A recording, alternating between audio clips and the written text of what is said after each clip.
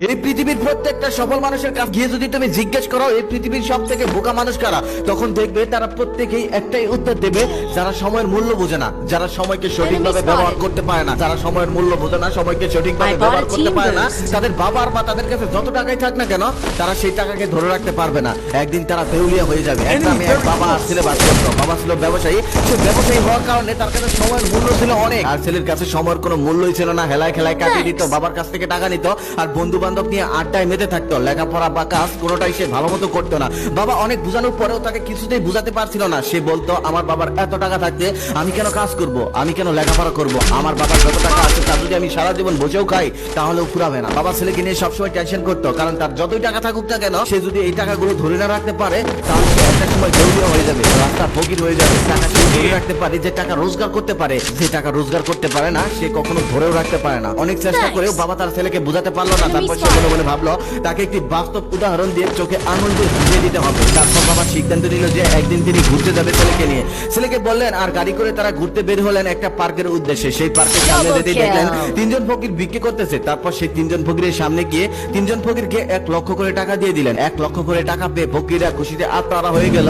এদিকে ছেলের ভিতরটা জ্বলে পুড়ে ছাই হয়ে যাচ্ছে। ছেলে মনে মনে ভাবতেছে, আমি টাকা চাইলে আমাকে 10,000 টাকাই দেয় না, অথচ এখানে কিছুই হচ্ছে না তার, আর আমার ছেলে জ্বলে পুড়ে ছাই হয়ে যায়। বাবা তখন ছেলের মুখের দিকে তাকিয়ে বুঝলো ছেলে মনে মনে কি ভাবতেছে। তারপর ছেলেকে নিয়ে পার্কের ভিতরে গেল, আর পার্কে ঘোরাঘুরি করে তারা বাড়িতে চলে গেল। এভাবে 1 বছর কেটে গেল। 1 বছর পর আবার ছেলেকে বললেন, চলো আবার আমরা পার্কে ঘুরতে যাব। তারপর সেই পার্কের উদ্দেশ্যে দুইজন বের হলো। সেই পার্কের সামনে এসে দেখলো এবার একজন ফকির বিক্রি করতেছে, আর বাকি দুজনকে আর দেখা যাচ্ছে না। তারপর সে একজনের সামনে গিয়ে বলল, গত 1 বছর আগে আমি তোমাকে 1 লক্ষ টাকা দিয়েছিলাম, মনে আছে?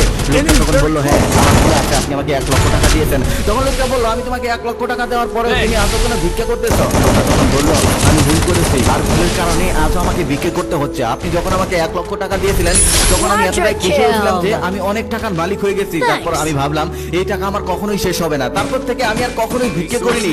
আমি প্রত্যেকদিন ভালো মন্দ খেতাম, প্রত্যেকদিন সেখান থেকে টাকা বের করতাম আর খরচ করতাম। আমি সবসময় এটাই ভাবতাম যে আমার কাছে 1 লক্ষ টাকা আছে, তবে সেখান থেকে বের করতে যে টাকা কমে যাচ্ছে সেটা আমি কখনোই ভাবিনি। 2 মাস পর যখন আমি হাত দিলাম তখন আমি অবাক হয়ে গেলাম, দেখলাম আমার পুটলিতে আর 1টা টাকাও নেই। তখন আমি ভেঙে বললাম, তখন আমি বুঝতে পারলাম আসলে সেখান থেকে আস্তে আস্তে আমার টাকা ফুরিয়ে গেছে। তবে এতদিন আমি ভাবতাম আমার 1 লক্ষ টাকাই আছে। তারপর আর কি করার, আমার আর কিছু করার ছিল না। তারপর আমি আবার ভিক্ষা করতে লাগলাম। আমি সময়ের গুরুত্ব বুঝিনি বলে আজ আমাকে লক্ষ টাকার মালিক হওয়ার পরেও আবার ভিক্ষা করতে হচ্ছে। তখন ব্যবসায়ী তাকে বলল, তোমার সাথে আরো 2জন লোক ছিল, ওরা এখন কোথায়? ওদেরকে তো দেখতে পাচ্ছি না। তখন সে বলল, এখান থেকে একটু দূরে যাওয়ার পর একটা আইসক্রিমের ফ্যাক্টরি দেখতে পারবেন। সেই 2জনের মধ্যে একজন হলো সেই আইসক্রিম ফ্যাক্টরির মালিক, আর বাকি জনের খবর সেই আইসক্রিম ফ্যাক্টরিওয়ালার কাছ থেকে জেনে নেন। তারপর পিতা তার পুত্রকে নিয়ে সেই আইসক্রিম মিলের উদ্দেশ্যে যাওয়ার পর সেই আইসক্রিম ফ্যাক্টরিওয়ালা তাকে অনেক রকম আইসক্রিম খাওয়ার অফার করলো, আর বললো, আপনি সেদিন আমাকে টাকা দিয়েছেন বলে আজ আমি এত কিছু হতে পেরেছি। আপনি যদি সেদিন আমাকে টাকা না দিতেন তাহলে হয়তো আজও ভিক্ষা করতে হতো ওই পার্কের সামনে। ব্যবসায়ী তখন বললো, আমি তোমাকে মাত্র 1 লক্ষ টাকা দিয়েছিলাম,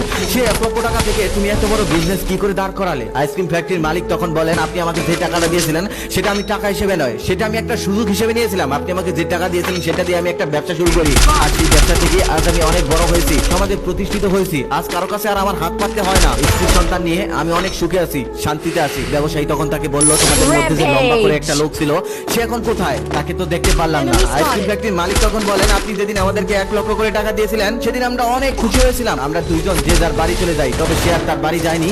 সে চলে গিয়েছিল একটা জুয়ার আসরে, আর সেখানে গিয়ে কিছুক্ষণের মধ্যে 1 লক্ষ টাকা হেরে যায়। 1 লক্ষ টাকা হেরে যাওয়ার পর তার মাথা খারাপ হয়ে যায়। তারপর বাড়িতে গিয়ে স্ত্রীকে শুধু মারধর করে, আর মারধর করার কারণে স্ত্রী সেখানেই মারা যায়। তারপর তাকে পুলিশ নিয়ে যায়, আর তার মৃত্যুদণ্ড হয় স্ত্রীকে হত্যা করার কারণে। তারপর ব্যবসায়ী তার ছেলেকে নিয়ে সেখান থেকে চলে আসে, আর গাড়িতে বসে বসে বলেন, দেখো বাবা, টাকা ইনকাম করার থেকে টাকা ধরে রাখাটা সবথেকে কঠিন।